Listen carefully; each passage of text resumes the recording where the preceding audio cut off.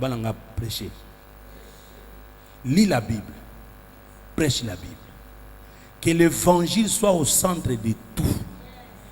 Tokoyebi sana nyonso, mais ce qui évangile était amité, il n'y a pas de salut. Alléluia.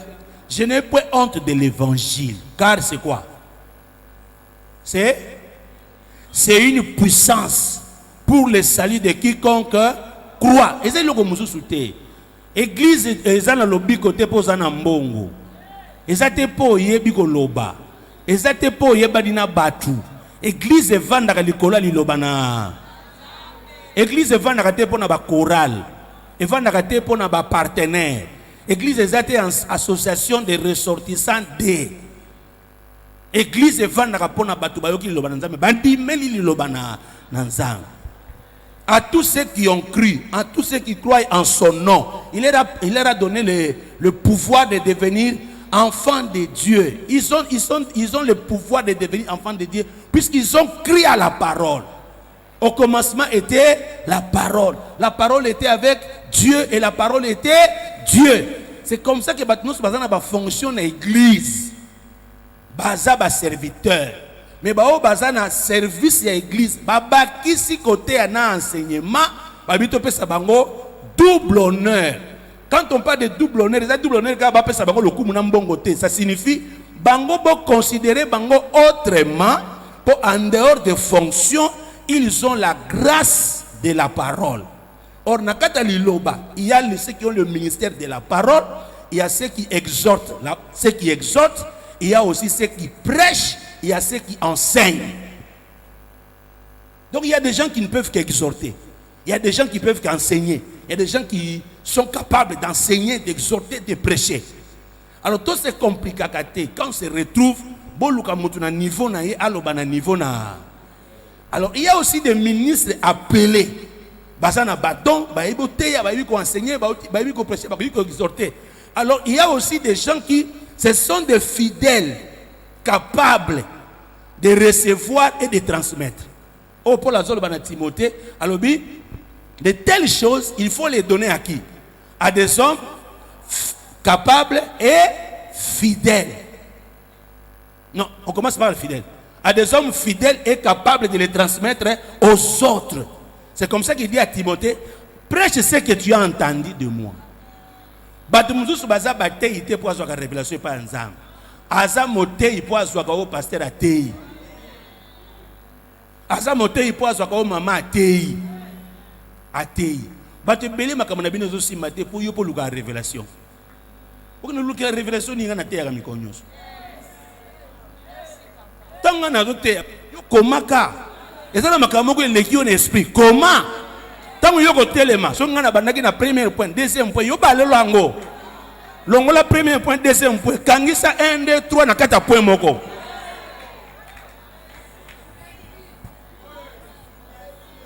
Bato belé makamazo simbate po ngana tei na silisi. Yo so ya après nga ozoluka révélation. Bato ba ondo tolo boy. Bobilo ko zolo ba wana makamudadi abandaki comme enseignement en série. Siko ba chiote na katikati. Yo so ne loko kwa sika.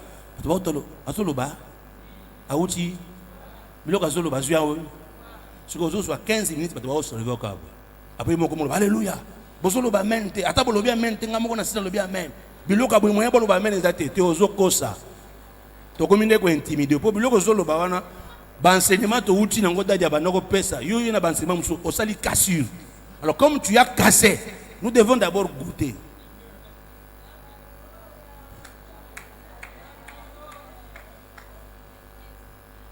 Alobi mabe.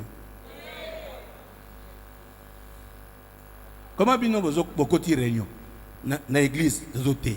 Bokoti sous réunion bozoté à subilo ko milai. Bosa la partage. Bolo mama kamona niveau moko eko permettre ba maman ba jeune seul ba kende libo so. Le va prêcher. Quand les gens reçoivent le message, ils croient. Quatrième des choses, quatrième paix, c'est le pardon, le bas pardon. Jean chapitre 20, verset 21 à 23 à l'obi. Jean chapitre 20, 21, 23. Jésus leur dit de nouveau, la paix soit avec vous. Comme le Père m'a envoyé, moi aussi, je vous envoie. Après ces paroles, il souffla sur eux et il leur dit, recevez le Saint-Esprit. C'est à qui vous pardonnez le péché, ils leur seront pardonnés. Et c'est à qui vous les retiendrez, ils leur seront retenus. Jean chapitre 20, versets 21 à 23.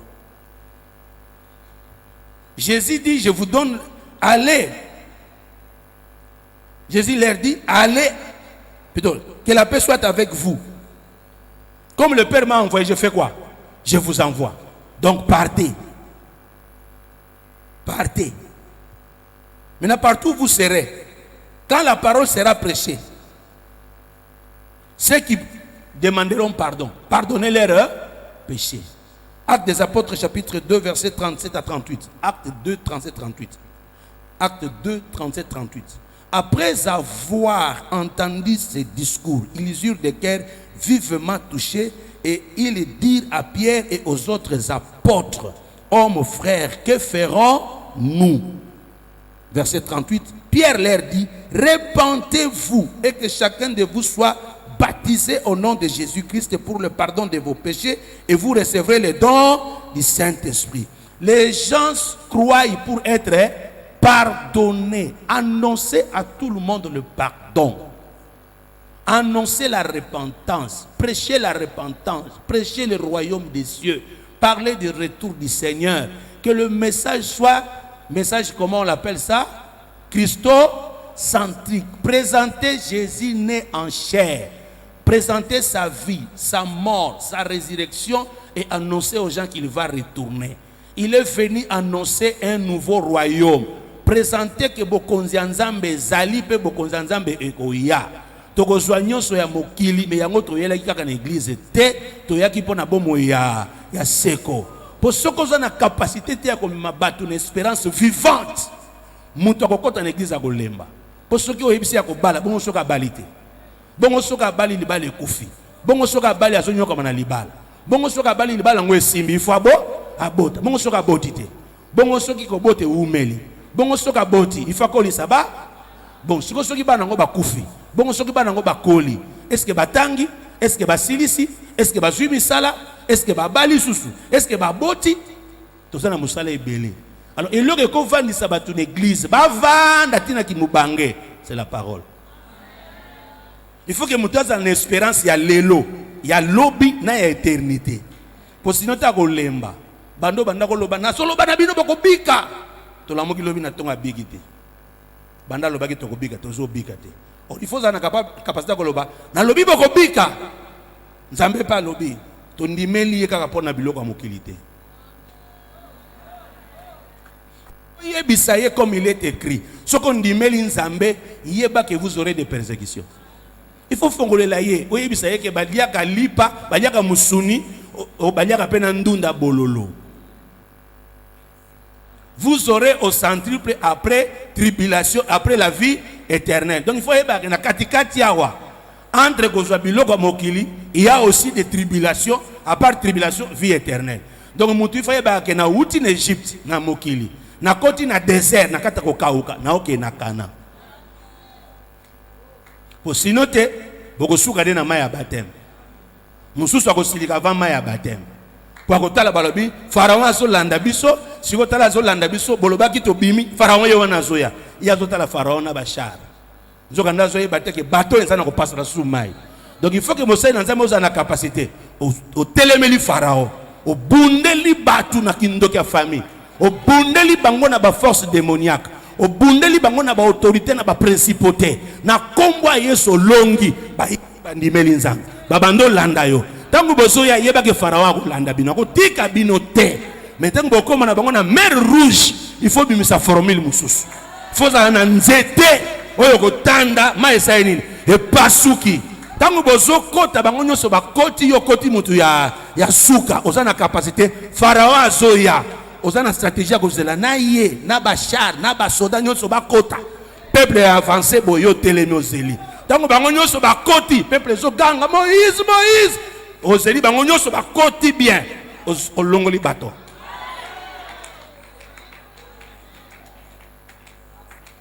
bandimi nyonso bazotala ke babanda kolanda biso me bandidi na mai Pardon. Annoncez aux gens le pardon. Annoncez aux gens la réconciliation avec Dieu. Dites aux gens que Nzamba limbisaka masumu nyonso.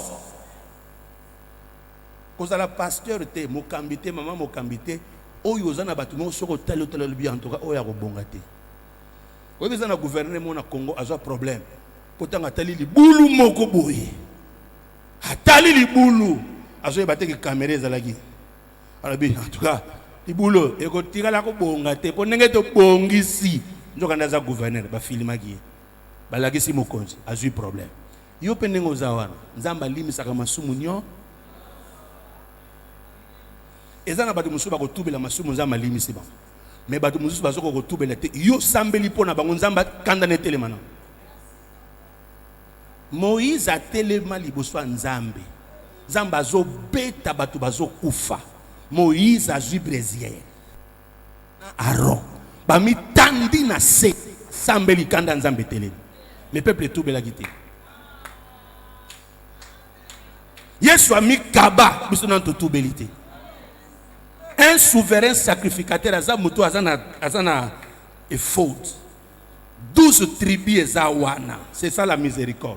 C'est ça la compassion. C'est ça le pardon. Motema munene. Soki muto a tout beli Nzamba limbisa. Soki a tout beli tenga na telemia. Na yebisi Nzambe kanisa musala ya Yesu na ekulusu. Alors traitez nos dossiers à muto avant pardon. Jésus a guéri d'autres personnes avant d'être pardonné. A guérir et après tes péchés te sont pardonnés. Formule wana yo za nango mutatu blaga masumozu yango. Il y a des gens qui ont reçu le Saint-Esprit n'ont pas encore confessé le péché. Pierre parlait encore et il recevait le Saint-Esprit. Après ba bito baptisé bango après. Formule yo za kanango na wutu yango. Opère dans la dimension spirituelle. Yakoyeba ke Nzamba zana posa ya kobikisa batu. Ézéchiel c'est un roi. Mais likolo ya Pâques où il fallait basala. Peuple outi na mabe na kata idolâtrie. Moyen basala Pâques malonge zate. Ezaki pressé. Asangisi ba sacrificateur. Alors bi tozo lia Pâques. Bosenga Nzambe pardon. Peuple bongami ndenge ba bongama kate. Tosenga Nzambe pardon limisa batu balia nanu. Balia nanu. La femme à la perte de sang. Moi, si azotanga makila, akokota na kati ya batu te. Et chose grave, auquel aussi ma prophète, souverain sacrificateur, aussi mène lamba, au salirié. Mais il y a simbi abiki. Nous prêchons le pardon. Talisa mutuke Nzamba limbisi. Nzamba limbisa. Nzamba yoke la kama. Talisa mutuke, il faut tout bela. Kolongo la matière ya repentance te. Te nyonso ko te mais repentance elongwa te. Na yebisa ba te. Ngana ko te. Na kambi pede service ko ya batu babongo la mitema te. Mais yo za assistant nanga. Yo za motei. Soto cheyo. Yo il faut te ya tioloba banani ba ko ndimela Yesu. Pour ngalo wana te ya mingi na ko tamusu na sali yango te. En parlant j'amène les gens. Mais yo te ya mingi te. Mukolo yo telemi. Banda na wana. Repentez-vous, croyez au Seigneur Jésus. Jean-Baptiste Bongi-Sanzela, c'est la voie par excellence. La repentance n'a ébandé la vie à Mouch. La repentance à tout moment. C'est la conversion qui se fait une seule fois. On se convertit une seule fois, mais on se repent à tout moment. Alors repentance, il faut exal. Atayo moko mutalo bateka sa ili sumute. Comment on a musantu te? So zo sambela loba na Nzambe limbisanga. Na makambo na yebaki, na makambo na yebite, na on a monaki, na on a talaki na yebite, na on a yokaki na yebite. Le péché conscient et le péché inconscient. Yes, la loi à Christ et à sanctification. Alors c'est lui seulement qui regarde a déjà commis le péché. Pour tuer, na loi ya Moïse, o abomi mutu, alongoli mutu pema, alongoli mutu bomoy. Abomi. Mais pour la loi à Christ, Koboma, et ça que le bonhomme de l'homme de l'iboma, au bomi. Aux hommes Zoba, au bomi. Donc, bisoko tu loi, et ça renforcé. D'autant que le œil pour œil, dent pour dent.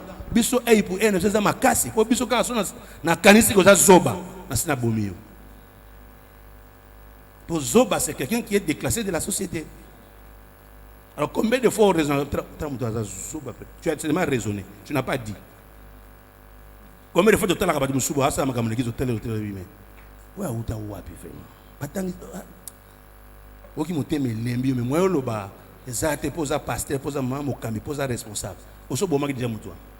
Donc, tant que je trouve la alors, si vous avez un bas, vous ne pas l'église. Mais au moins, combien de personnes qui ont bon qui ont le job. Donc, na yo, na bato ba sopa kazemi. Ba ça. Puisqu'il y a la loi de Moïse et la loi de Christ. Il y a la loi qui est le commandement de Moïse et il y a la loi de l'esprit. Dans la loi de l'esprit, un assassin est celui qui dit à quelqu'un tu es un insensé. Un assassin est celui qui dort avec la colère. Tant au camp des yeux, au lobité, au bétité, au gangité pour mon Christ. Mais nous avons ce bomi. Tant au télé, vous avez un regard menaçant. Derrière les gens que vous avez mis en prison. Vous avez en prison. Mais vous avez bateau, no bakanga ki mutu, ba leva ki mutu, ba cheke na kasho ya leta, na kasho wana, yo poza na ba kasho ebele o chaka batu. So tali mutu bolobi mutu to kuta anesunte. Donc azaka na kasho na yo mais aza prisonnier libre. Oko seki sa bonjour. Mais na motema azala kasu sute. Ozanani.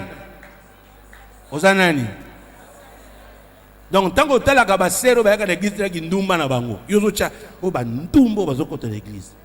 Zambe vena lola otalo abiyo poza ndumba ya molimo. Osambelaka na mangembo, mais entre temps okendaka pa baki nkukusa.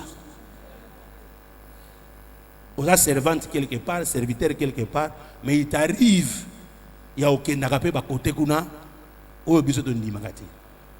Mais oyaka toujours mono témoin to comprendre exact. Oza na ba pratique musu eza ya communauté na binoté. Osala ngo yo na chambre. Il y a des pratiques qui ne sont pas des pratiques acceptées dans votre communauté. Il y a des pratiques qui sont acceptées dans d'autres communautés. Communauté musu ezalakati. Alors ko sala te makambo ezaka na communauté mususu entre deux zaka serviteur to servante na communauté mususu. Donc yo poza ndumba ya molimo. Ndenge moko na ba ndumba bazaka mibali to basi abatu. Vous êtes un prostitué ou une prostituée spirituelle. So tant nzamba otalo amono pe ndumba. C'est comme ça que la Bible dit. Quand vous priez, dites, pardonne-nous nos offenses. Continuez. Donc, si je ne pardonne pas, ne me pardonne pas non plus. Pardonne-nous nos offenses comme nous pardonnons à ceux qui nous ont offensés.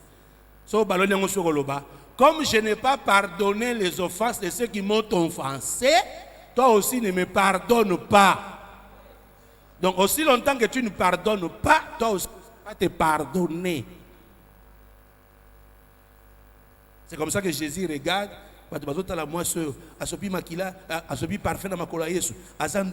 quelle espèce?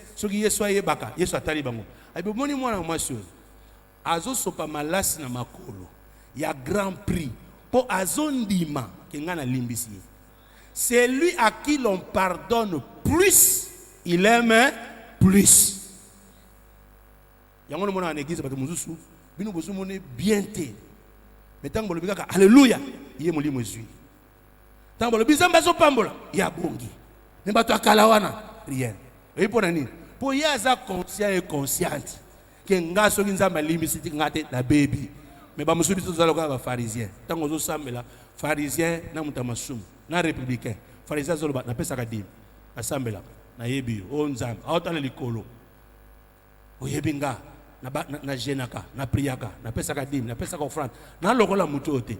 Mais républicain tant que zo sambela agumi mutu. Ayebi kazamu yibi, zambe limbi sanga, zambe sali sanga. Bible lobi bato mbele zamba yokele ko samana. Mutu azo babengi nani républicain akomi mu Christ te. Il a commis pharisien te, scribe te, mais a tout belga kawa. kaza républicain. Soka bimi akesu ko yiba. Mais tant que c'est qui bolimi sanza malimisi. Il y a des bonheurs que les gens reçoivent sous l'onction communautaire.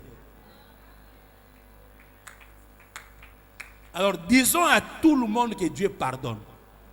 Maintenant, il y a des gens qui ont demandé pardon. Batika makambouana. Bible dit, c'est lui qui confesse et qui délaisse obtient miséricorde. Donc, biso to kese na bato ba tubela ko tubela me ba changer té. Biso le quoi to tika miséricorde des manantes. Nous va pardon. Aujourd'hui combien de paix? Aujourd'hui combien de paix? Cinquième paix, c'est prenez. Prendre. Le Seigneur envoie ses disciples. Verset 4. Chapitre 10, il y a Luc. Ne portez ni bourse, ni sac, ni souliers et ne saluez personne en chemin. Ne pas porter. Dans quelques maisons vous entrerez, dites d'abord que la paix. So, on a Luc chapitre 9. Alors, il les a envoyés prêcher le royaume, le verset 2, et guérir le malade. Il dit, ne prenez rien pour le voyage. Leur dit-il, ni bâton, ni sac, ni pain, ni argent, et n'ayez pas de tunique. Tolobi amen. Tolobi amen. Mais quand il dit tout ça, il demande encore aux apôtres. Il dit, ne prenez rien. Donc, premier voyage, l'évangile est gratuit. Nous donnons gratuitement. Je prêche, je n'ai rien, n'a côté à Sangomala. Il y a une église et bandana et bandeli sans argent. Mbundaka ka batu bandimeliza. Zamba bengio ozaka. Batu bakomi goya batu ba osalisa yo.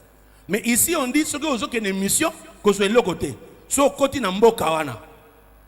Na ko annoncer ngo na point ozo landa.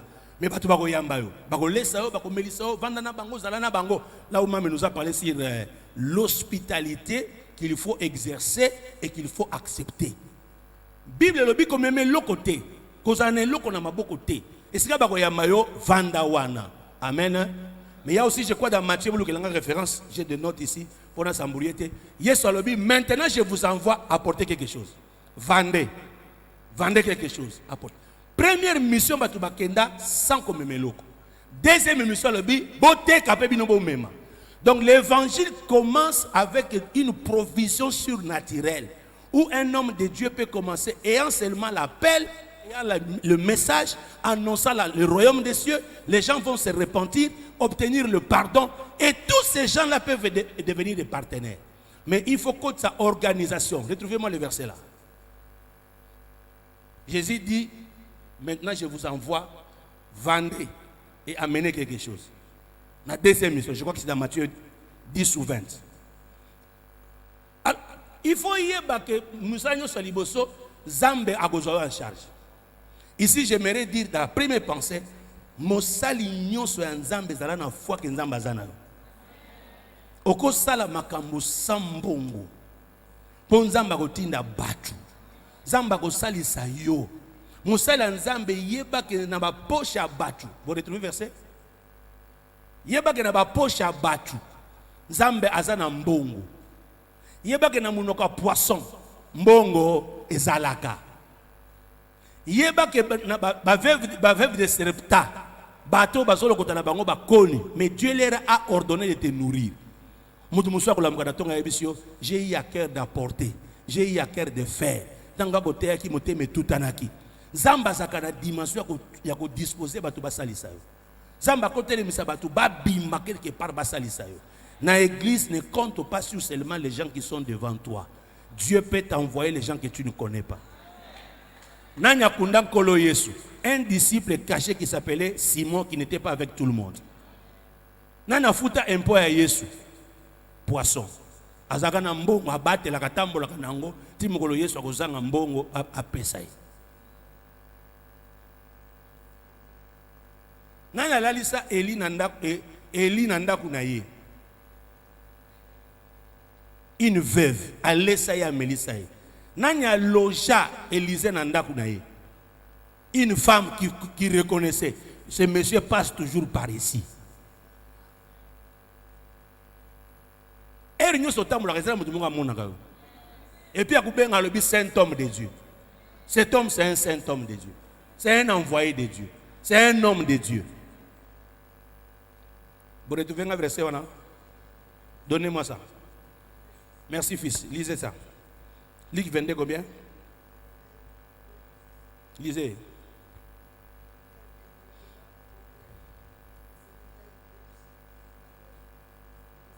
Commencez par le verset 34. Non, le verset qui précède. Un ou deux versets qui précèdent. Est-ce que vous avez autant? Luc combien?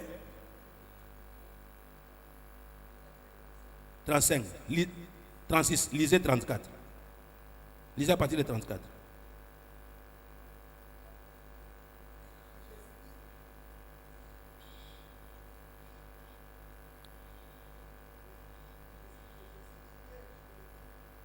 Allez-y, allez-y.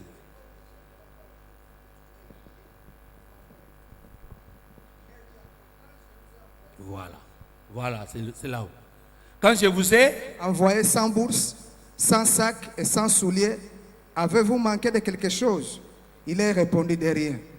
Et il leur dit maintenant, au contraire, que celui qui a une bourse la prenne, et que celui qui a un sac le prenne également, que celui qui n'a point d'épée vende son vêtement et achète une épée. Car je vous l'ai dit, il faut que cette parole qui est écrite s'accomplisse en moi. Il a été mis au nombre de malfaiteurs. Merci. Verset 35 à 36, notez ça comme ça. Luc 22, 35 à.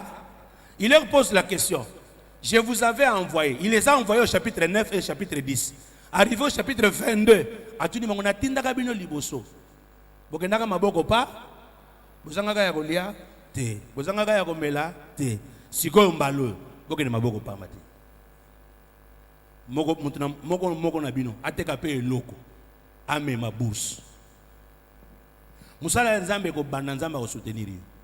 Mais il faut que ça gestion. On a commencé ce programme, ça fait 23 ans. C'est même déjà 25. Pour 2 ans, tout ça là, il y a Covid. Donc, tout ça là, on a 25 ans. Depuis, donc, on a 25e session. Depuis, on a une convention. On a cotisé. Petit à petit, on a eu maman. Beaucoup cotisé, on a épargné. Cette année, tout ce année, budget tant que bandi. Bobandaki na mbongo cotisation, to bobandaki na bambongo ezaki na caisse. Bobandaki na bambongo a caisse. Ndenge tozolo baboye, ba macaron, ba certificat, makambo nyonso na ba enveloppe ba te. Ezate. Ezali. C'est là. Donc toko sambela ati to lobi amen bobini bopela ta 100 francs te. Ba orateur nyonso na ba oratrice ba ozo enveloppe. Alors là, toutes les servantes, ba servante nyonso na ba serviteur, ba premier partenaire ya église, ba serviteur na ba servante. Cette nyonso, tout ça la réunion aïe, to prier aïe, to te atei, à quoi insulter, à quoi enseigner, à quoi nyonso à sala. Mais il faut cotiser paix. Servante nyonso a cotiser ka te, bo tchake na ramu susu. Je l'ai dit du haut de la chair. Bon vanda na réunion bon décider. Tout ça l'activité oyo. Bakambi bakope ça combien? So bon vani na réunion. Tu kana quitter là. Pour na boko kende koto na ye koto. So bon vani na réunion. Bo sambeli bo gêner. Bato asepeli. Bo lo ban langue. Bato lobi en langue. Bo lobi makambo évaluation. Bo komi na makambo mbongo. Bo moni muto a discutaka. So bon tu pèse 1000 francs. Ya solo bo 1000 francs c'est belé. Tu peux t'attaquer 200 francs. Mokambi wana. Bolo keska ochai. Pour mokambi il faut ça na foi. Il faut ça na nini? Na foi. Le budget est le budget de 1000 francs. Mokambi non il faut payer 100 francs, 100 francs, 100 francs. Comme tu as 10, tu as 1000 francs. C'est vous qui devez d'abord prendre en charge le budget. Que je vous dise une chose. Tout ce que je demande dans cette église comme offrande, sachez-le que je les donne déjà moi-même. Si je suis 100 dollars, je suis 100 dollars. Si je suis 500 l'église, je suis 500. Parce que moi-même, je dois être la première personne. Pourquoi je le fais? Ce n'est pas plus que quand je demande l'offrande, c'est Dieu qui me met à cœur. Et puis il y a un besoin. Comment toi tu demandes aux gens, tu ne seras pas toi-même béni? Pourquoi ça ne marche pas? Puisque biso moko tozo senga, on dirait tozo yiba batu. Ozo senga po na nzambe. Tant ozo bato pesa nzambe ko pambola. Ce que yo pesa ki.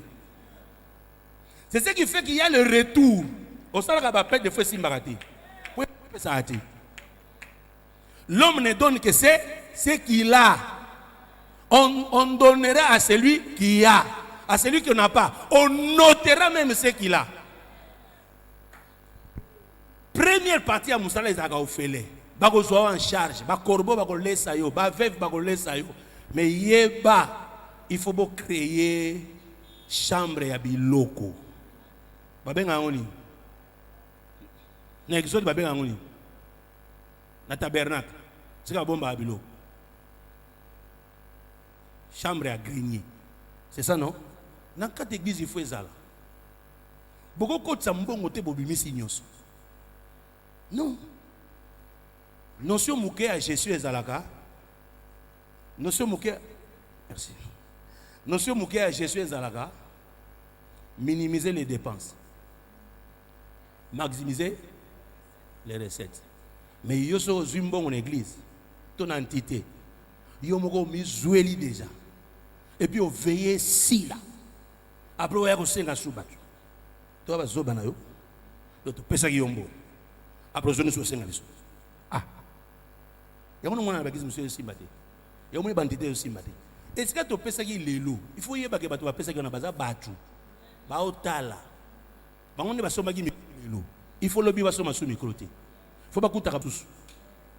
Et puis il faut pas montrer que makama mike diakona que ça va responsable ba aussi lisango. Makama ba comme senga biso comme il y a minene. Tellement que je na ba demande à mikie. O tikala kana ba demande à mikie. Tu penses qu'il moka micro, tout le monde a pété.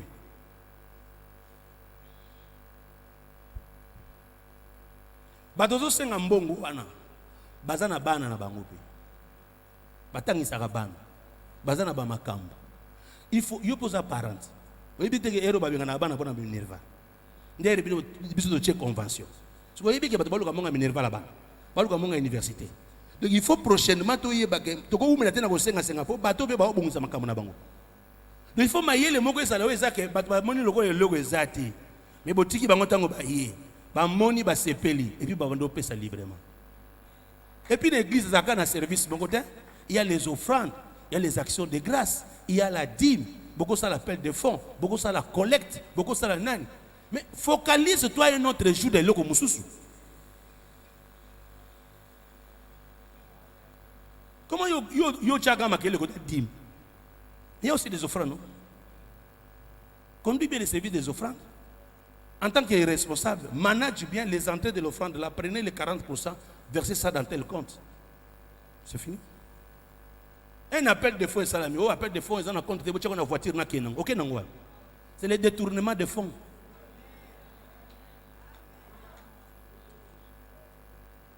Bon, na moni on dirait na télé maintenant na personne combien de paix. Na télé maintenant nous on a deux on est quelque chose qu'on va mais il faut pas question la réponse. Hein? Non, cité moi après. Maman m'a dit ça on a cité mais non cité après. Est-ce qu'il y a-t-il une question? Quelqu'un avait une question depuis hier ou avant-hier? Oui, question Ezali. Maman tombe le boko question Moussousou. Naza question Moussousou. Ba Moussou basi ba komi. Maman pesa micro.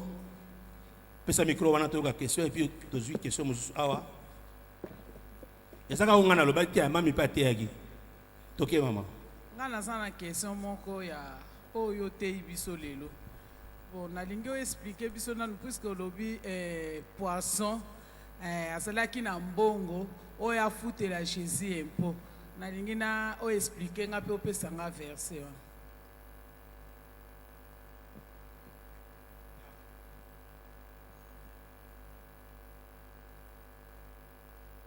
Merci.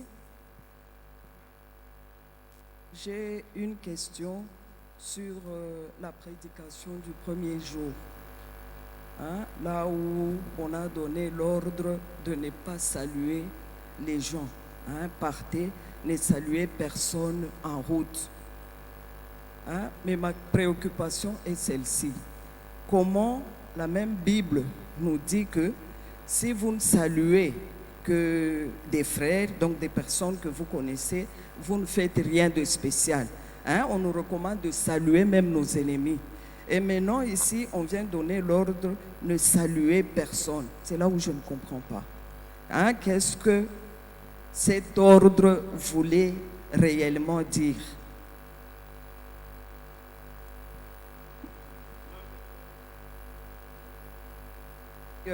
Je peux ajouter une deuxième préoccupation. Vous nous aviez parlé des 5 faces qu'une servante doit avoir. Est-ce que je peux les connaître et juste une petite explication pour que je comprenne ces 5 faces? Merci. Est-ce que vous avez une question comment, Magui? Ma question s'adresse à Dadi. Hier, vous nous aviez dit que si quelqu'un vient à l'église, devons le recevoir car il peut être un David. Je me demande s'il vient d'une autre église que je connais aussi bien. Est-ce que vous devez seulement les recevoir? Si vous avez une église où vous avez est-ce qu'il faut que vous yambaye? C'est un peu ça la question, non? Hein? Si vous se révolter, vous avez ok, Mami, vous pouvez déjà répondre? On n'a pas de question. Mami, comment? Question à maman. On a eu référence à. On peut déjà référence. Pasteur Ganga. Matthieu 17, combien? 24 à 25. Jésus dit à Pierre, va pêcher. Et puis le poisson que tu auras pêché, ouvrez dans sa bouche, tu tueras l'argent. Mbisa yotambo na mbongo na munoko. Po Yesu na kesi mbongo ezalaki te. Wana Judas ayibaki mbongo. Po Yesu azaki l'église, il y a plus de 3000 personnes. Il avait des foules, il nourrissait des foules de 5000 personnes. Mais un matin on a besoin d'argent, mbongo ezana keste. Est-ce que vous pouvez comprendre ça? Lui qui avait des foules chaque jour. Mais le matin là, mbongo ezana keste. Parce qu'il n'y a rien. Mais quand on vérifie après, on dit que Judas était un voleur. Donc il y a des gens qui sont là pour gaspiller l'argent de l'église.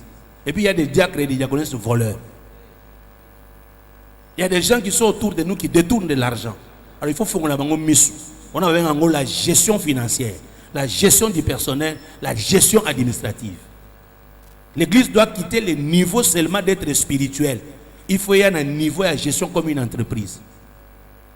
Il y a un bourse. Le mot bourse placé là, c'est ce qu'on dit. Ma bonza badimba offrande. Nous on a écoute bourse. Bourse c'est ani. Mbongo est placé là-bas pour servir à quelque chose. Les moyens qu'on dispose pour donner aux gens pour réaliser telle chose. La prise en charge. Mbongo écoute en église pas ça. Alors il se fait que Yesu a zangi mbongo. Alors va pécher. Va kuti mbongo. Ce qui Pierre va pêcher, c'est un problème. Malgré que va tika pêche, landangai, même quand va pêcher, zonge la pêche, le giberembo. Donc ça n'a pas de autour de nabiso, toko chabango d'une manière stratégique. Pour ça n'a pas makamusu goya, makambaye binde gosimba. Pasteur de cas on a aussi. Au coach un administrateur de une église sans connaître l'administration. Un pasteur Patou. Pasteur Patou c'est le pasteur de Mangembo à Bandundu. Est-ce que pas coach n'importe qui? Tout ça là bas erreur wana trop to yeba kité pour frère azolo balanga ser wana lo baka bien tout ça to tché nzoka na ida administration té sur comment lettre tala ba faute sur lettre pe kim da tout ça c'est que l'église on écrit des choses de saleté comme ça. Maman vous pouvez répondre? Mais question va poser que nous répondre. Merci maman. Verset nango eza dans Luc chapitre 4 texte to zotanga wana Luc chapitre 10 na verset 4. Luc chapitre 10, verset 4. Oh, Yesu alobi, ne portez ni bourse, ni sac, ni souliers et ne saluez personne en chemin. Donc, wana eza mitindo Yesu apesi ba disciple tango bazo kota na musala. So kuna na oketi na se balobi, bisiko kokota bako yamba bino, kimia na bino etika la wana. Mais apesi d'abord discipline. C'est-à-dire na continuer koloba ba futilité, ba plaisanterie. Moi tant babi ko saluer, moi je me dis qu'on peut c'est trop fort. Qu'on saluer, mais tu ne restes pas là. Tu vois, il y a une salutation qui demain, tu as un mot, tu vas venir, les futilités, je crois dans le bac yango, tu as mis ça solo, comme on dit quoi, familiarité, je crois dans ce qu'on se familiariser, mais pour un début, c'est une mission et c'est un ordre du chef. Beaucoup de temps, mais c'est pas ça bino qui m'a bovandi. Mais en attendant, faut pas beaucoup de distraction. En bref, quand tu as une distraction, il y a une mbote comme une distraction. Donc, il y a une mbote comme une donc.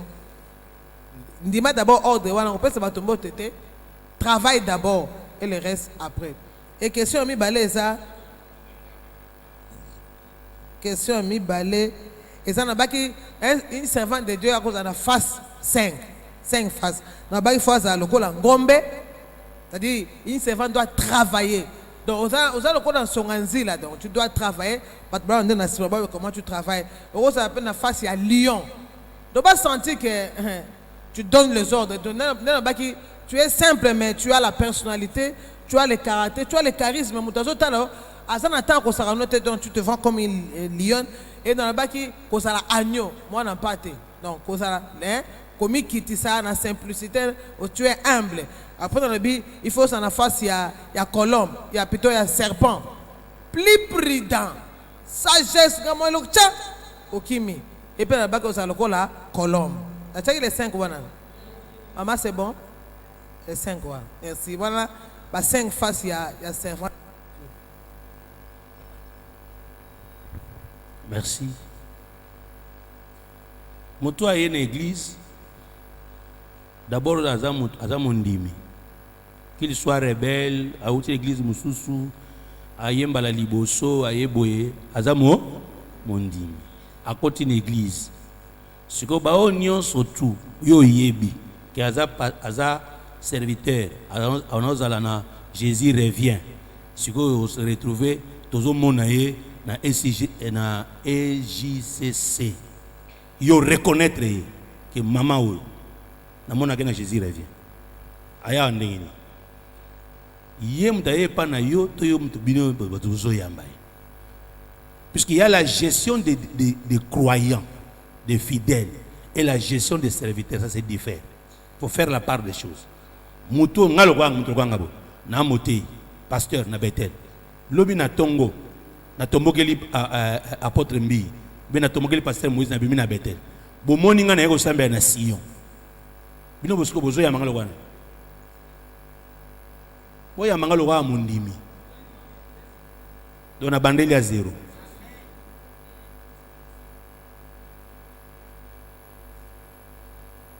Na bandeli soki yo moko ya mingalo wa pasteur. Oko payer prix.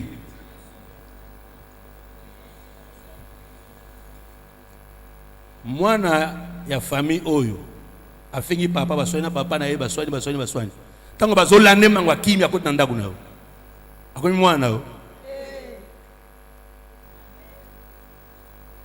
akimeli nde pa na yo ayeko se réfugier yamba ye pesa na nesika kolala batela ye po babeta ye te basale mabete salisa ye ti oswanye ye motema okomi lokola bon samaritain ozoswanye nga motema ebonga moyaminga te lokola mosali.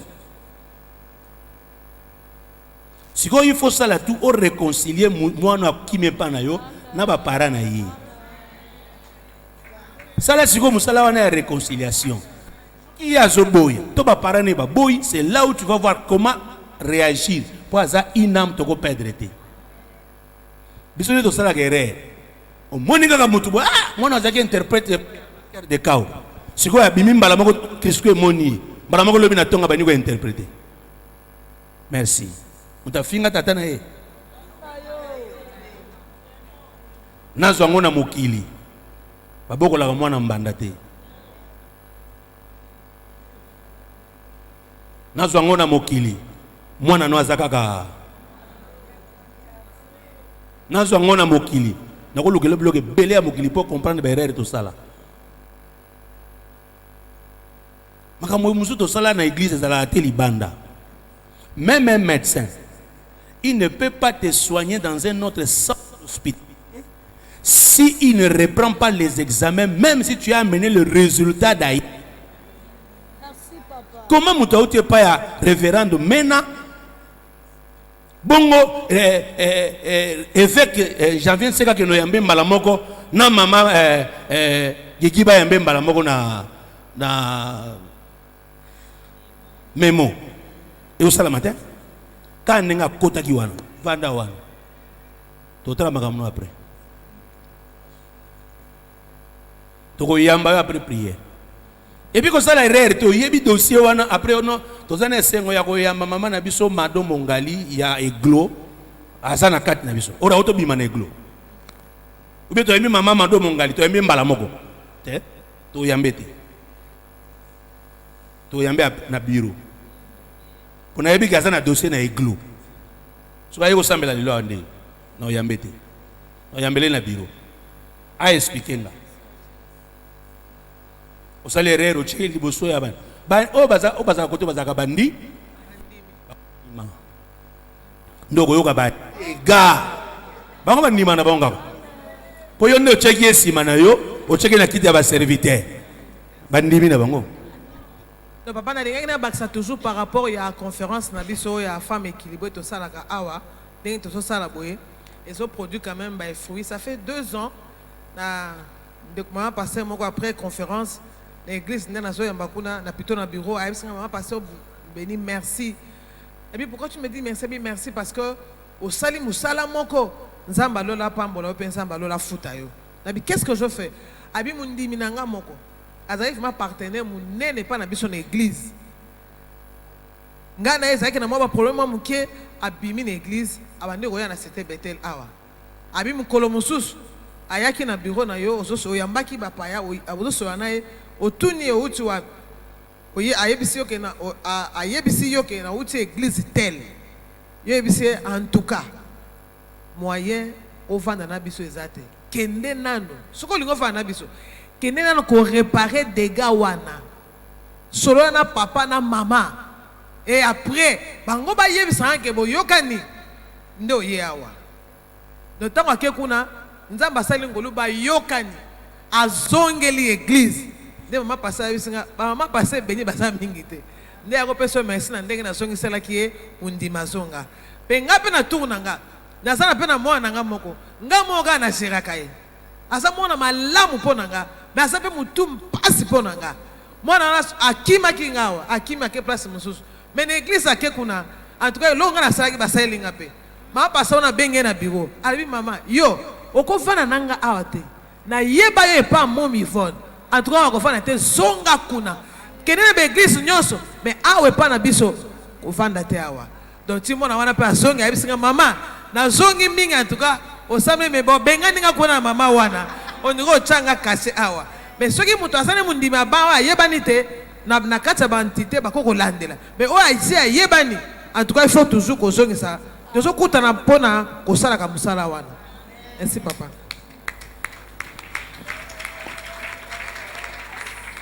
Peut-être que Moussa Nzambe moko akobakisa pe une expérience, un témoignage. Question sur exacte, question monsieur yaki na papier eza awa. Ba pesa micro, vous avez déjà un micro, parlez maman. Merci papa pour la parole. J'ai des questions. Question à Liboso eza par rapport à la compassion maman. Jacques bongo c'est la biso micro oyo. Micro monsieur eza. Mami pesa micro na.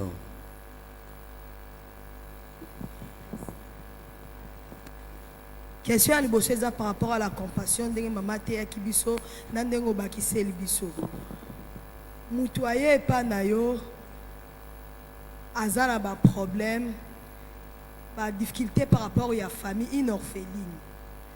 Maintenant tellement place avant d'araba bengani ye donc akoma ko sala mobulu mama po vinde ezo imposer maintenant aye na kati église azovanda na ndako ya mobali moko abala ye te par rapport ya aza na place ya kovanda te mais elle prie aye kolelela yo mama mais aza servant d'église mais ye moko azo reconnaître ke nasalaka kindumba par na ndenge bomoto ndenge oyebisa biso na ndenge bomoto boye compassion siko soki mpo oyebisi ebima na ndako mobali wana aza na place oke te yo mpo oza na place okotia ye te osala nde nini. Voilà question à liboso. Question à mibale ezali ovandi na ba servante na bato ozokamba mais na kati na bango eza na moko ozolota mabe peut-être osali neti te mais équipe wana bandeko mosusu baloti ye mabe mais c'est une servante que tu aimes beaucoup ozalaka na ye elle aussi attachée à toi. On a bon moto. En tout cas, elle est soumise, elle est bien tout. Mais, ce qu'on na baninga ba yebanite. Moi, maman, le londe na loti. Donc, bazolo te bien te, et tout. Merci. Donc, est-ce qu'il y a quelqu'un qui peut répondre à ça? Un homme de Dieu aussi. Momi avait parlé de la compassion. Sur le déjà quelques phrases voilà.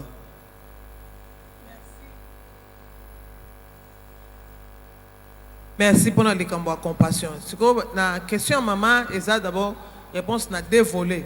Est-ce que maman na ayakina eta na yewana na église to ayakina mobile ne déjà ça na ndako libala wana na kindumba aye na kati église to na kati église nde ayeko swa mobile wana na kati église aya servante mazui mais servante bongo tolobaki lobi il faut pas faire de plaisanterie na musala na Nzambe. Parce que dans un poto mais manger mais dans la finalité na biso eza lola. Bible le à quoi sert un homme de gagner le monde s'il perdait son âme.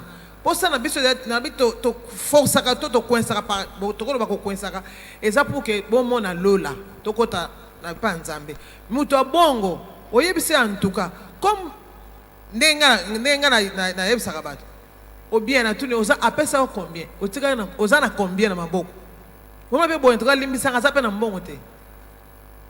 Mutabon yeso na boite ou bien décider o tikiye o tikele musana nzambe ou bien o vandi na ye o vandi na ba do biloko mibale pour moi to benga na église ezate aza am to na mawana ye ayoka matin ngolo yo mo pe o baki asala sala misisa pe suka akobima c'est-à-dire deux possibilités ou bien o boyi mobali wana o tikiye o luki fina o jongela matembre soko teka soki nini o tikala musana na nzambe ou bien au tikalina mobali au zongi mundimi na ba tu ne fais rien à l'église pour que osa scandalité osa pierre d'achoppement pour la baninga te o comme ba tumso ba moni tanga yende ko osa yekuta saka na vie ya boy te donc obteka ba deux choix wana ou bien tikalina mobali azongi na ba atikale mundimi simple ou bien aboyi mobali wana atikale musai na Nzambe.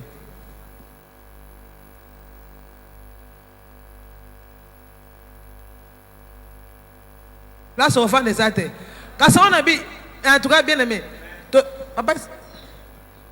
problème, c'est quoi? Dans le Baka, tu as une conférence à femmes équilibrées. Toyokana, bandeo, Toyokana.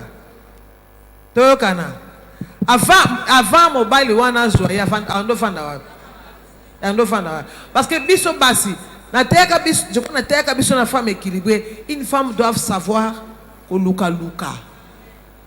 Tozo ya comprendre tozo la kaka na sima ba mibali te. Bon bato bazanga mibali. Et bon ba veuve, et bon ba femme seule, ba vivaka ndenge nini. C'est-à-dire même à temps ça mibali na ndako. Moi si to benga ma ya ko aider mibali. Si to ko aider mibali na ko luka pe. Donc il faut ayeba ko luka. Parce que soka yebi ko luka te, awosala kaka na se. Ye mo pa bima. Luka ta aketa mama bi pupula. To te hérite non? Rita bandaki wapi na bibubola akina tana mfado alokota est-ce que azana maboko suko azana maboko akoko luka azana maboko te sa capital munene oko permettre muto aye bana kolia omoke so azana maboko te wana se mais suko azana maboko pe azana makolo azana capital. Amen. Muto aye na église to ya meninga yelaki Tokote aye abongola moté. Soka bongoli motema a eu pardon. Il y a des choses qui se passent dans la foule. Dans le temple, il y a 3 parties. Parvis, lié saint, na lié reste. Na parvis batunyo so bazara na kati. Nde wana bandimi sto yambi. Ayaki na ndenge na yeto tiki na kati wana. Mais pour muta comme na lié saint, c'est que a eu formation, to préparer et tout et tout.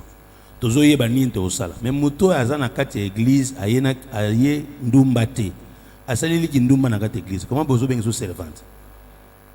Vous suspendre ego, vous fandi ça. Vous belele l'église teme, vous sa nini, vous fandi ça. Loka bozo kele, lokola ye moka moni kazaka ne bisika te yanga koti libala. Avant na libala na ye, ti mongolo ba réglant. Ouais. Il faut pas détruire l'église. Moto nyonso azana soka yaki bongo, il faut to aider ye ti a comme en ordre. Avant to pe ça y ba fonction. Mais il y a d'autres activités qu'on fait à l'église sans que nous pas ses responsabilités. Nous avons comme l'église mais boye bakate soka zakanani. Musani bozo pesaye o ezo senga ba pesaye mais azana via mabe. Tout ça la part des choses hein. J'ai voulu intervenir parce que ça c'est ma comme sentiment parce que l'autre tozo lobawa tozo bagisa. Tozo bukate o ezalaka déjà. On a déjà parlé sur la vie, la prédication. Quelqu'un doit confesser le péché non? Mais comment il y a à vivre bon? Il faut faire très attention. Pasteur, vous avez voulu dire quelque chose? Alors, un élément moussou ezak, ce qui moutouana a yakina et tawana, to yebi azana ba talent, tozo encadré, to sali saeti na libala. C'est comme ça que na kata ba église, ne debi soit le mois passé, to sali 4 mariages, abatu basala ba 42 ans de mariage, ba 20 ans, pour batouana bazana ngolu, bo aider bangoti babala, hein, pasteur bio. Ba moussou a 42 ans, ba moussou a combien? Ba 15 ans. Beaucoup de personnes ont des responsabilités. Tu le amen? Alors, ce qui a bébé la église, c'est qu'il y a des soumou. Moussala sala kawana atikango. Titango bon sama kamuna. Alors, muto ba yomogo lota ke mabe. Ce que tu me ba comme sani, ba comme lote mabe. Ce que bisaline zarande. Bien. Moussala ne bien. Ce que bon encadré. Bo banana go solana ye, bo bando yeba. Et puis, vous continuez comme ça, vous semblez. Hier, ça a été Judas. Judas a un démon. Il y a eu un ndoki. Non, attendez, maman. Attendez. Tout ce qui est malin. Hier, ça a été Judas a été démon. Il y a eu un ndoki. Entre démon et ndoki, il y a un kasi. Il y a des choses dans la vie, il faut faire très attention. Nous sommes des hommes de Dieu. Est-ce que vous pouvez éviter que vous soyez Est-ce que vous pouvez éviter que vous soyez inconsciente? Ne sois pas trop pressé. Si vous avez compassion, vous avez monene, il y a un paix mususu. Nous avons une pitié. Paix mususu, nous avons une paix. Paix mususu, paix. La paix. Et puis avoir pitié. Mutu mususu yo moni ba mususu ba moni. Boye bisa ba to bazo mona wana. To continuer ko sambela. To continuer ko sambela. Quand l'apôtre Paul bazo fait sa conseil à l'obi, n'imposez pas les gens les mains avec précipitation. Car il y a des gens dont leur péché se manifeste plus tard. Et ça nous to péché musala. Il faut azalana nouana zo sala. Mais to beleli été, to pesier fonction té, to sali cérémonie d'ordination de consécration. Yangwana Bible lobi ko pesa avec responsabilité té na mondimi ya sika. Tant on a solo ba déjà ba servante. Tant to solo ba na école to solo déjà ba sala ka musala. Siko ba mususu il faut boye ba étape na bango, étape ezali bo pesa mondimi ya sika avec responsabilité té. Chaque église ezana processus où esala ke avant de servir à l'écaka, étape telle, beau respecter. Mais quand on parle de pardon, on parle de l'évangélisation, prêcher, là c'est pour gagner les âmes. La moisson est grande et là déjà blanchi, to benda batu. Tant qu'on va continuer l'église, to bandi ko lukande ni na ko orienter bango. Alors moto bozo l'autre a déjà ma bé, bo fongolele misu ya molimo. Alors il faut lui parler comme ça, il faut avoir une sagesse. Il faut que maman pasteur mutolota qui a droit à goyebisa été pour sa pasteur ti. Ceux qui ba serviteur musu ba serviteur musu ba zolota bazana droit ko lobate. Mungazana droit ko traiter ba kaya bongo eza pasteur na muto pasteur appelle ça responsabilité à ko traiter ba kaya bongo. Mabe musu ezalaka yo sa maman pasteur obandi ko kota na ba fonction na église oza maman pasteur. Maman pasteur aza pasteur T. Maman pasteur aza pasteur T. Le pasteur reste le pasteur de l'église. Mais il y a des églises où va ordonner pasteur, va ordonner maman à moi. Donc là tu as des fonctions. Vous avez un département.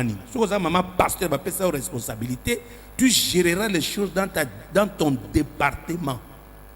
Ne faites pas l'abus du pouvoir de commencer à agir comme maman pasteur. Tu vas détruire l'église. Moi, quand j'entre ici, je suis pasteur. Elle n'est pas pasteur. Mais c'est elle qui dirige toutes les mamans. Elle a son bureau. Quand elle entre dans son bureau, maman, elle traite les dossiers là-bas aussi. Maman. Et puis elle m'amène seulement le rapport. Et l'équipe est dans l'administration de l'église. De ce moment où je suis il faut qu'il n'y ait pas là. Alors, je suis pasteur après ça, je suis comme l'autre tapé.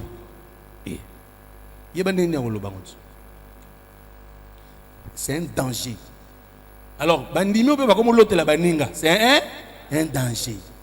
Pour guerre, il y a une fonction, guerre, il y a un positionnement, et ça l'a rappelé. Gérer en union. Amen.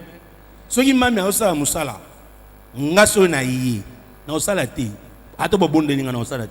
pour la capacité que je reconnais en elle, je sais qu'elle peut tout faire. Mais il n'y a pas dit que donc il faut qu'il y ait cette collaboration là, il faut bien gérer. Tout le bien, amen. Ok.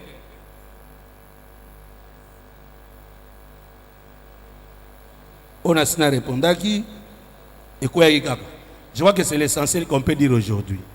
On va solliciter plus tard.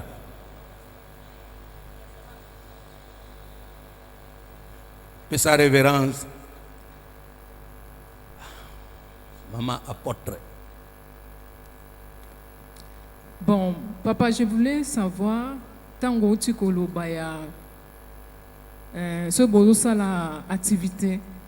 Les serviteurs ou bien les servantes, il faut contribuer d'abord. Maintenant, moi, je voulais dire à propos, il y a des serviteurs, il y a des servantes, il y a des dimte. Mais, à ce moment-là, les ensembles dans l'église, il y a des dimte. Appelez ça moto dans l'église, il y a des dimte. Mais à travailler quelque part. Merci. Serviteur nyonso servante abandaki kozala d'abord nani mondimi. Donc ça signifie tant que vous avez ces responsabilités, vous devez tout vérifier ce qui est vraiment mondimi. Merci pour la question là, révérende, puisque je parlais plutôt de cotisation, mais si vous me mettez en terrain bien, na bossa na kiango. Mutu nion surtout pour sa responsabilité de l'église. Soit à côté de la foule, à côté de la foule. Hein. Je pas par exemple, par exemple, tu tiens entité sociale. Tu vas côté de la sociale non. Mais bah cambi 1, 2, 3 ou 4 n'engue bah staff wana. Avant bon dima bango. Bon vérifier sur ma pesa à offrande. Bon vérifier sur ma pesa à foutre à dîme. Bon vérifier sur qui bah contribution na bah cotisation normale l'église va pesa. Nous sommes des associations sans but lucratif. Les associations fonctionnent nanine na cotisation na ba don na ba leg. Comment quelqu'un peut se retrouver responsable pour reconnaître yé après sa dimité muto après sa dimité katou la yandi. Moi je vous dis là je ne blague pas. Ba servante nion sona ba serviteur ba pesa ka pe 10 na bango na panier té ba pesa ngo na diaconat ba zoka reçu les jours où nous avons dans la Bible, tout serviteur que je ne retrouve pas là-bas, je t'appelle pour te poser la question. Si je trouve que tu n'as pas une bonne réponse à me donner, tu ne travailles pas. L'ordre descend au niveau de l'administration. Et un pasteur chargé à culte, que tel ne peut plus interpréter, tel ne va plus modérer, tel ne va plus prêcher, et tout, à cause du fait qu'à Foutaka dîme, jusqu'à ce qu'il va régler ça. Reste avec ton ministère, avec les dons, la grâce que tu as. Mais prester, tu ne le feras pas. Pourquoi? Puisque c'est pratiquement impossible au Foutaka dîme. Pour dire mes Bibles, Malachie, Zolo, Bamuta, Foutaka dîme, Azana. Mouibi. Maudité, mouibi. Dieu dit, vous me volez. Donc, vous travaillez avec un voleur. Il vole qui? Dieu. Celui qui vole Dieu est maudit. Ce sont des gens qui bloquent la prospérité financière de l'Église. Alors quand il va imposer la main sur les gens, il n'a pas une bénédiction pour bénir les gens. C'est une personne qui est sèche. Pour Bible, il dit, oh, nous sommes foutaka moko na zomi te. Zamba lobi okolona okobuka te. Okobuka na pasi. Yangona bolelaka, yangona bogangaka. Bolona ki bobuke loko te po bozana bofuta ki dime te. Ce que basel a bon ne baluki la sur une église. Moi, tous ceux qui sont mes fils et tous ceux qui travaillent ici, ils le savent. Na na so tuna, na so tuna. Ba musuku tu mikolo, luka na oti voyage, ndenge na zo kiboy. Na sala ba réunion pam te, na benga d'abord administrateur. Mais melanga dossier tel, mais melanga cahier tel, mais melanga tel, diacre amène-moi tel dossier. Je vérifie. Ba musune bazana na ko benga bango. Le premier partenaire de l'église. C'est comme ça que quand vous avez une lettre à ce que vous avez pénine. Prenez, non? Si vous avez mis baleza, n'a pas ça qui partez, non? N'a pas ça qui prenez, non? Mais quand on dit prenez, mais soit charge. Ça en bongo. Yo tous besoin de charge tendingine. Comment vous contribuer? Mais il y a aussi l'autre paix, la paix, le bas la paix. Quand vous entrez dans une ville, renseignez-vous s'il y a un fils de paix. Entrez dans sa maison et demeurez là. Mangez, buvez. Restez chez lui jusqu'à ce que vous n'allez pas partir. Donc, il faut, avant d'associer quelqu'un en mission, renseignez-vous s'il est un fils de paix. Timothée Azoloba. Paul Azoloba, c'est Timothée. Avant, vous avez un diacre, diaconesse, ancienne église. Vous avez d'abord un témoignage. Est-ce qu'il sait gérer sa propre maison? Aza la cupidité, égoïste té. Mutu a longi mbongo te pona ko pesa nzambe, akolonga te po apesa bino mbongo. Dîme, serviteur na servante, il faut fouta. Cotisation, il faut pas pesa. Contribution, il faut pas pesa. Todo sala ba au monde, il faut pas pesa. Et puis to kende moulaï na ba appel de fonds. Qui va prendre autant? Na otala pe bango. Na ko obligé yo te mena mona kayo. Que yo zwaka te. Mukolo ezali na orégler ngona yo. Na obenga yo yakana no.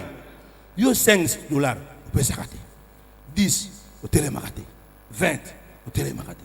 Siko yo otele mukolo.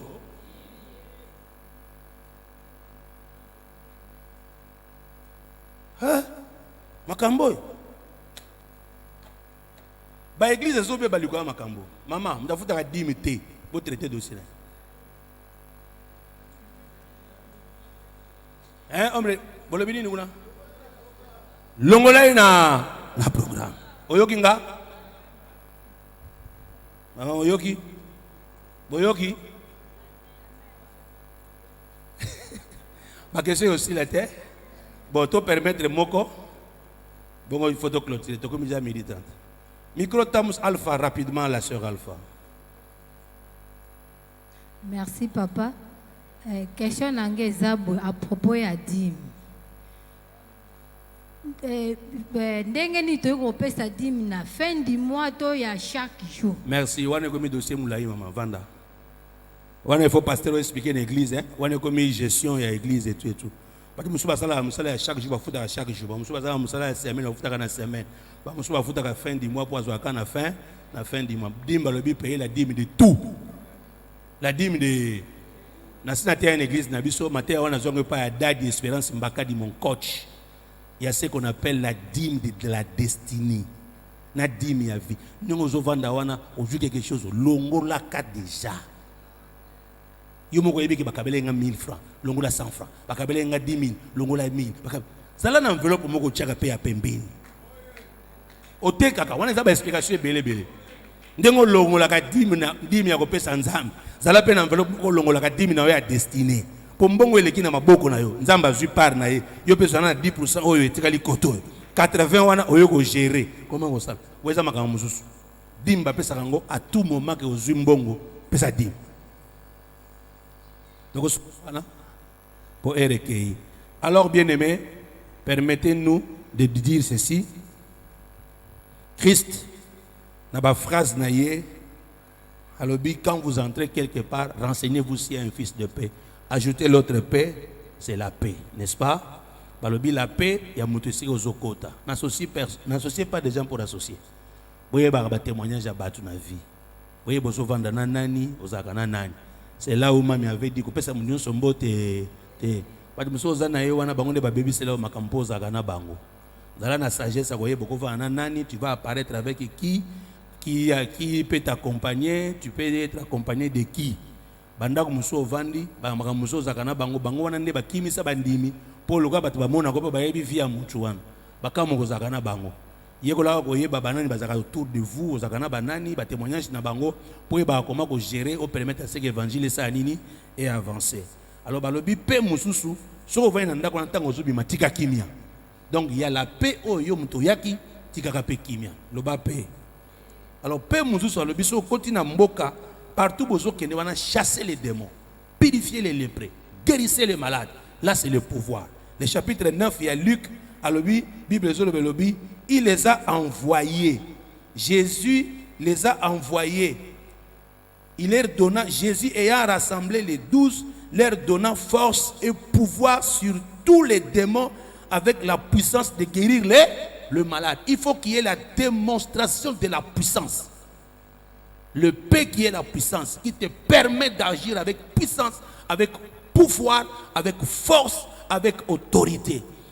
Ozana lobananzambe, ozana kimia, ozana nyonso, ozana mbongo, ozana nini, luka onction.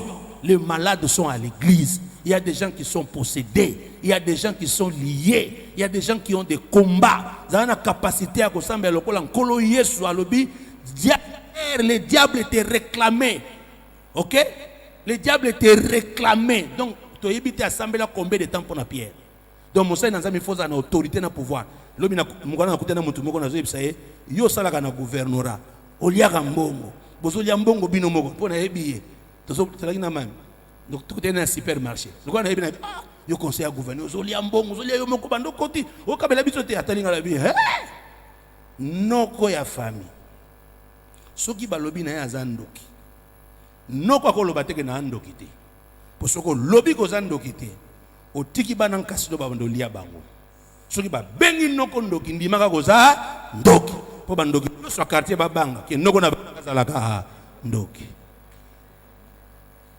Donc cet homme là voulait me dire atana zolia te moyen na boya zati atana zolia moyen pe na pesa yo ka bongo ezate. Donc yo pe ndingo zana Zalandoki ozoloka bato bazoya ko loka bana bandimino na église.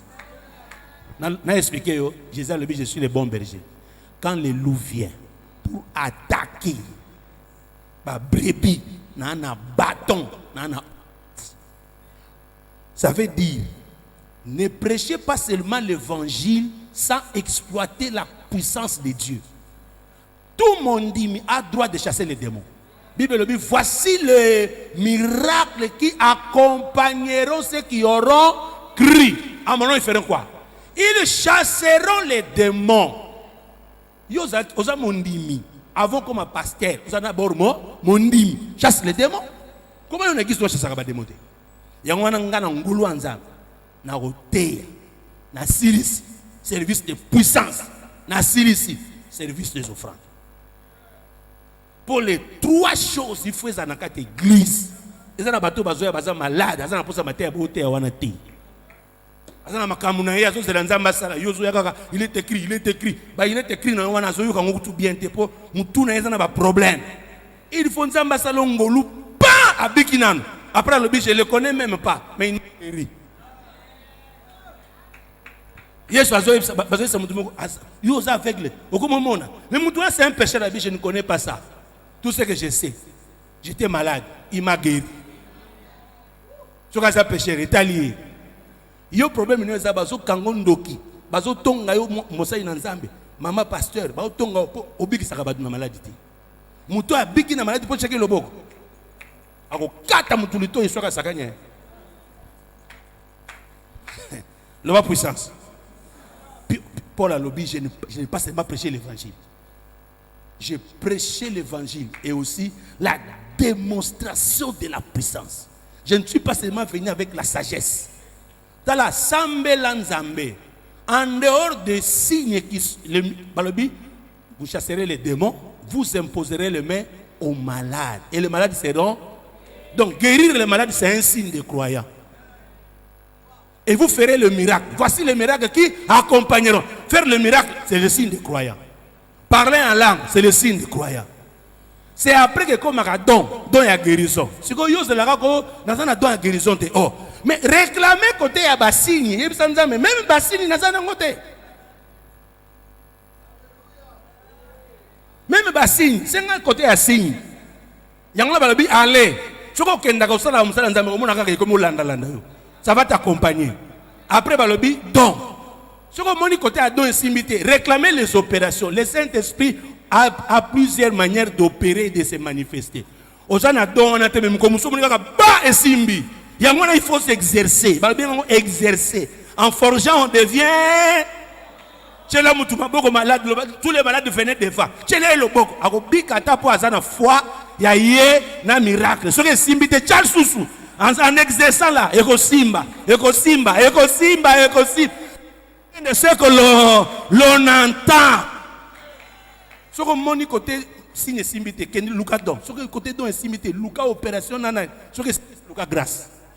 Par ta grâce, par ta grâce, par ta grâce. Président Abatu bazana ba problème. Si vous avez un thé à Kakabangu, Jésus a opéré beaucoup de miracles puisqu'il avait pitié des gens. Mais il y a souka, na bombi yango pona session ezoya. Pona pesi omoni que na l'exercice mo 7 comme na 8 à suivre. Peut-être la koloma boko de sugeli wana.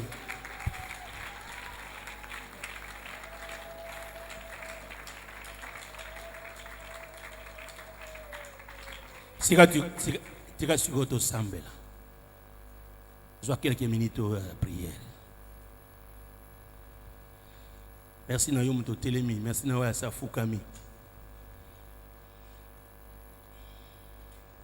Alors bien aller, alors bien prier. La mention est grande. C'est lui qui parle, c'est notre Seigneur. Nengozo bimawa, makamunyo soyoki depuis mercredi. Ezana makambo yoko bando sala na vie na yo. Est-ce que tu peux commencer à parler à Dieu? Oyebi église na yo, oyebi département, oyebi commission, oyebi sous-commission, salaka oyebi entité na bino, yo moko oyebi faiblesse ni ozala kanango, makambo ni okuta na kanango. Oui, ozana droit no ya go sceller. Madi musuba oyebi ki na makambo ayoki il faut sceller, oza libre. Mais bando sambela. Joa quelques minutes na prière, na kombo estobondeli.